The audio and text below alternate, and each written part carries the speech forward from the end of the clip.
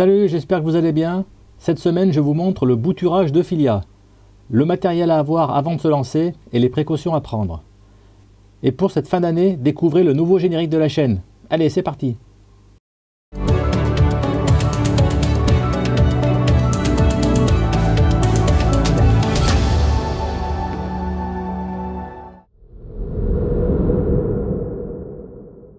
Nous voilà sur mon bac de 1200 litres qui devient petit vu l'imposant Seinularia qui ne cesse de grandir malgré son bouturage il y a 8 mois.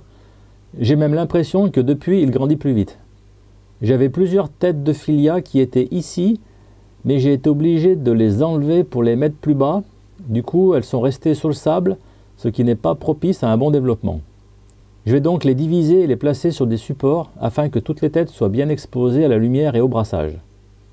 Tous les euphélias de ce bac ont plus de 15 ans, autant vous dire qu'ils sont résistants et très tolérants au taux de nutriments.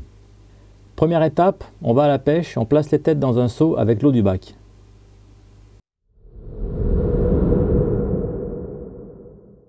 De quoi a-t-on besoin? Pour couper le squelette, j'ai un sécateur.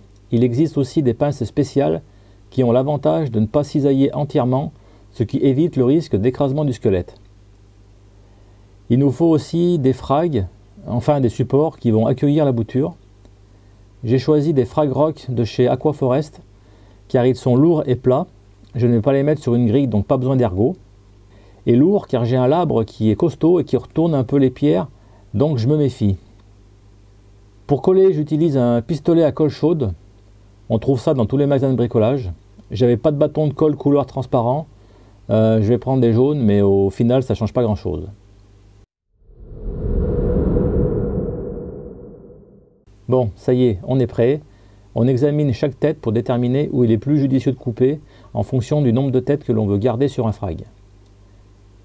La précaution à prendre, c'est de ne pas trop couper près de la chair au risque de fendre le squelette qui est poreux et dans ce cas, c'est un gros risque de nécrose et la mort du corail.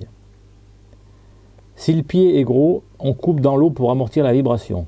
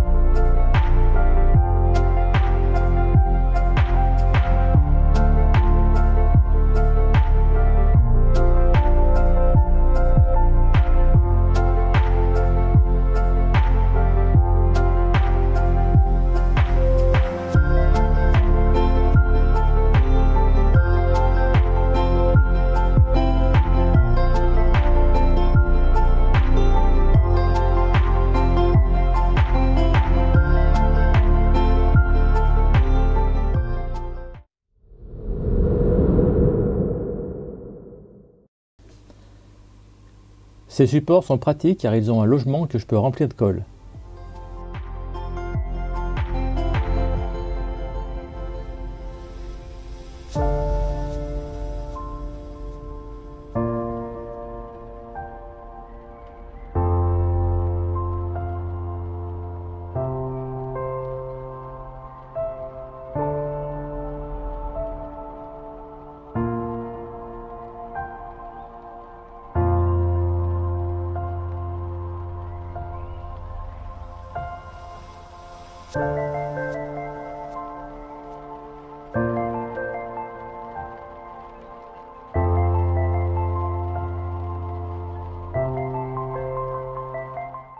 J'attends un peu pour ne pas brûler le pied, puis on place la bouture et un petit bain pour refroidir et c'est fait.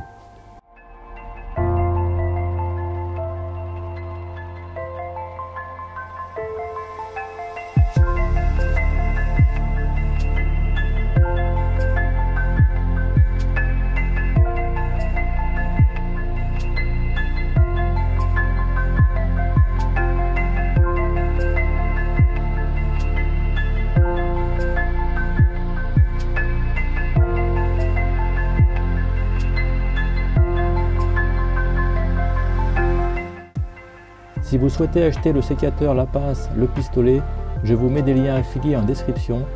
C'est transparent pour vous et ça aide la chaîne. Alors merci d'avance.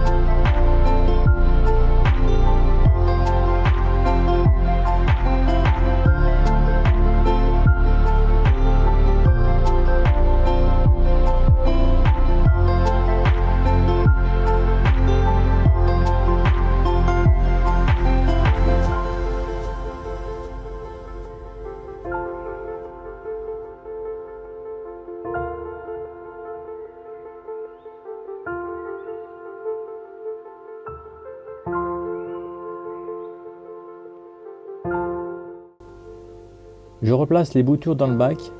Les Ophilia n'ont pas besoin d'un fort brassage. Pour l'éclairage, ils s'adaptent. Si l'éclairage est fort, la couleur sera plus claire qu'avec un éclairage plus faible.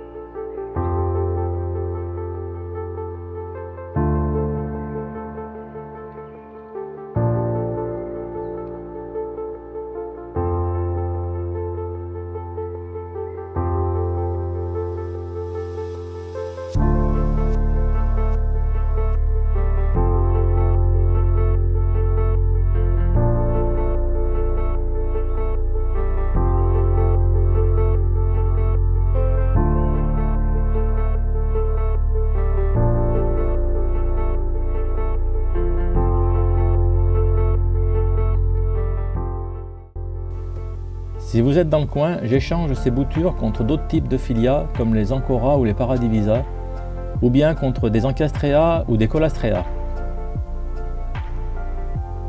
J'espère que cette vidéo vous aidera à faire vos propres boutures. Un petit pouce bleu pour montrer à YouTube que vous aimez la chaîne et ça fait toujours plaisir. Je vous dis à très bientôt sur la chaîne Le Récifal Facile. Salut!